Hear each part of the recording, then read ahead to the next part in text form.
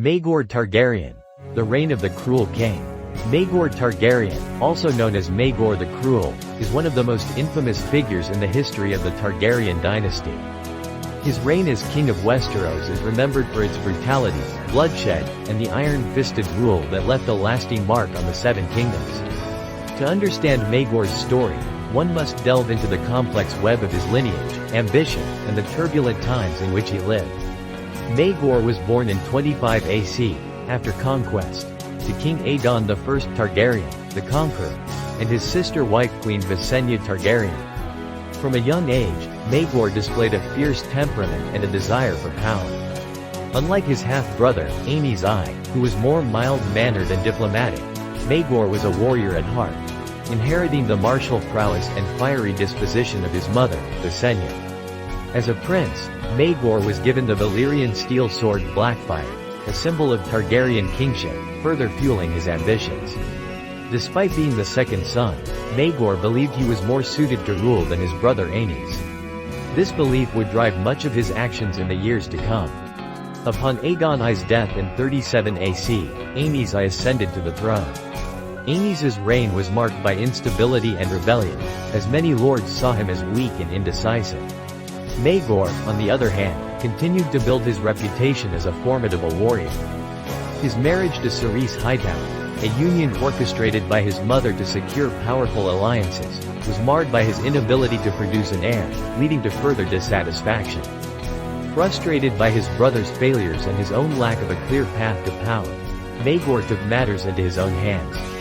In 42 AC, he took a second wife, Alys Harroway, without the consent of the Faith of the Seven or his brother, which led to his exile. However, his mother, Queen Visenya, stood by him, and together they conspired to reclaim what they believed was Maegor's rightful place.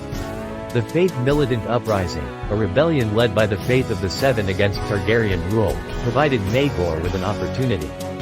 When Aenys died in 42 AC, his son, Prince Aegon, was expected to inherit the throne. Instead, Maegor seized his chance. He returned from exile, mounted his dragon Valyrian the Black Dread, and declared himself king. Maegor's return was swift and brutal. He crushed the Faith Militant with ruthless efficiency, earning his moniker, the Cruel. His coronation was a bloody affair, marked by executions and public displays of power.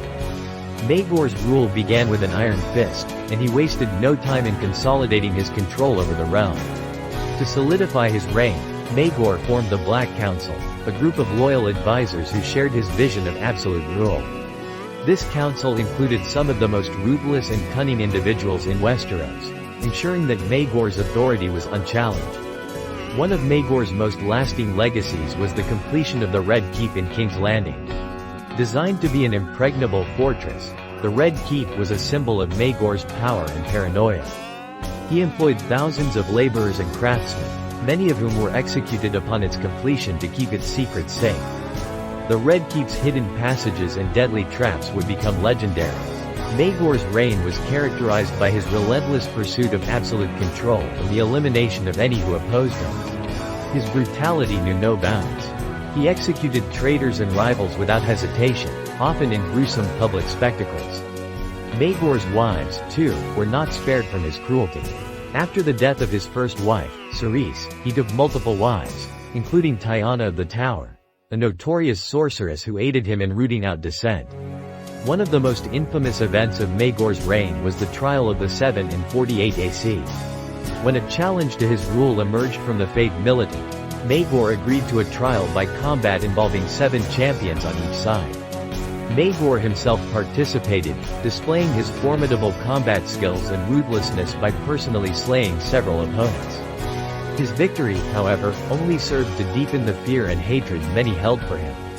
Despite his efforts to secure his rule, Maegor's reign faced increasing resistance. His brutal methods and failure to produce an heir weakened his position. Rebellions flared up across the realm, and support for his nephew, Prince Jaehaerys, grew stronger. In 48 AC, Maegor faced a decisive challenge when his own hand of the king, Lord Rhaegar Baratheon, turned against him. The final blow came from within his own family. His remaining supporters deserted him, and his wives either fled or were executed. Alone and abandoned, Maegor was found dead on the Iron Throne in 48 AC, his body impaled on the throne's cruel blades. Some say he took his own life, while others believe he was assassinated. Maegor Targaryen's reign lasted only 6 years, but his legacy endured far longer. His rule is remembered as a time of unparalleled cruelty and bloodshed. The terror he inflicted on the realm left a deep scar on the Targaryen dynasty and the Seven Kingdoms. Despite his brutal methods, Maegor's actions also highlighted the challenges of ruling a divided and fractious realm. His efforts to consolidate power and eliminate threats, while extreme, were rooted in the chaos that followed his father's conquest. Maegor's death marked the end of a dark chapter in Targaryen history, paving the way for the more peaceful and prosperous reign of his nephew, King Jaehaerys I, who would go on to become one of the greatest Targaryen kings. Maegor the Cruel's story serves as a grim reminder of the perils of absolute power and the consequences of ruling through fear and violence.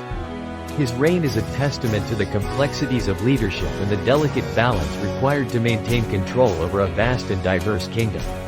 Thank you for watching Maegor Targaryen story.